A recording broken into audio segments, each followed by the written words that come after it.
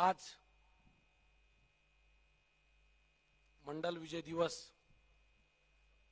च्या सांगता समारोपानिमित्त मंचावर आमच्या पक्षाचे राष्ट्रीय अध्यक्ष श्रद्धेय बाळासाहेबजी आंबेडकर, त्यासोबतच प्रदेशच्या अध्यक्षा रेखाताई ठाकूर, आमच्या सर्वांच्या मार्गदर्शिका अंजलीताई, मंचावर उपस्थित पक्षाचे सर्व उपाध्यक्ष, त्यासोबतच पक्षाचे सर्व पदाधिकारी, युवा विंगचे सर्व पदाधिकारी, इथे उपस्थित मोठ्या संख्येने आलेला हा ओबीसी जनसमुदाय. मित्रांनो, ज्या दिवसपासून ही यात्रा निघाली, या पश्चिम महाराष्ट्रापासून, मुंबईपासून कोकण येत असताना मराठवाडा, विदर्भातून आणि आज औरंगाबाद, संभाजीनगर येथे समारोप होतो आहे. अनेक जिल्ह्यातून जेव्हा ही यात्रा जात होती, अनेक प्रस्थापितांना ही धडकी भरत होती आणि मला फार अभिमान वाटतो.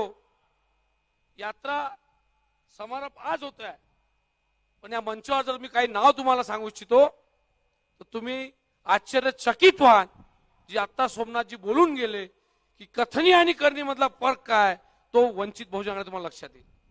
आमच्या अध्यक्षा या ओबीसी आहेत, रेखाताई. मी स्वतः ओबीसी आहे आणि मला एक विधानसभाची तिकीट दिली आणि महाराष्ट्र राज्याचं नेतृत्व करण्याची संधी बाळासाहेबांनी दिली. या मंचावर ज्यांना संधी दिली लोकसभेची, ते माळी समाजाचे पारसकरजी आहेत, रमेश भाऊ. त्यासोबतच ज्यांनी या यात्रेत पूर्ण साहेबासोबत दिलं, हे बसव समाजाचे, आमचे लिंगायत समाजाचे अविनाशजी आहेत. दुसरे आमचे पकले मामा, याच लोकसभेतून त्यांना बाजूला उमेदवारी दिली, अफसर भाई ते आहेत. त्यासोबतच मी तुम्हाला सांगू इच्छितो, ज्या महाराष्ट्रात जे ऑनलाईन बघत असतील, या मंचावर जिल्हा परिषदेचे अध्यक्ष अकोल्याचे बालमुकुंदजी भिरड आहेत, जे तेली समाजाला बिलॉंग करतात. आणि आता सुद्धा जी अकोला जिल्हा परिषदची माळी समाजाचे जिल्हाध्यक्ष आहेत, जिल्हा परिषद अध्यक्ष आहेत, त्या आमच्या अढावताई काही मंचावर आहेत. आणि ज्यांना ज्यांना उमेदवारी दिली, मग वंजारी समाजाचे सविताताई मुंडे असतील, मोहन राठोड असतील, जी माझी भगिनी, जिने जवळपास 20 वर्ष तरी काँग्रेसमध्ये घालवले असतील, उत्कर्षाजी रूपवते, तिला पण बाळासाहेबांनी एका मिनिटात तिकीट दिलं. आमच्याकडे एमएलसीचे उमेदवार होते कुणबी समाजाचे, डॉक्टर अनिल अमालकरजी, हे कुणबी समाजाचे येतात. हा कथनी आणि करणी मधला फरक आहे.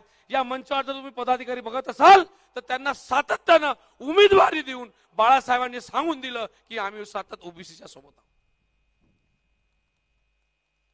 हे चित्र बदलायचं असेल तर निश्चितच ओबीसीनं जागा व्हायचं आहे. ही ओबीसीची लढाई आहे. ओबीसीने तेवढं ताकदीनिशी जे बाळासाहेब सातत्यानं सांगत येत आहेत, 54 या विधानसभेत एससी आमदार असतील, तिथे ओबीसीनं मोठ्या ताकदीनं मतदान करून त्यांना निवडून आणायचं आहे.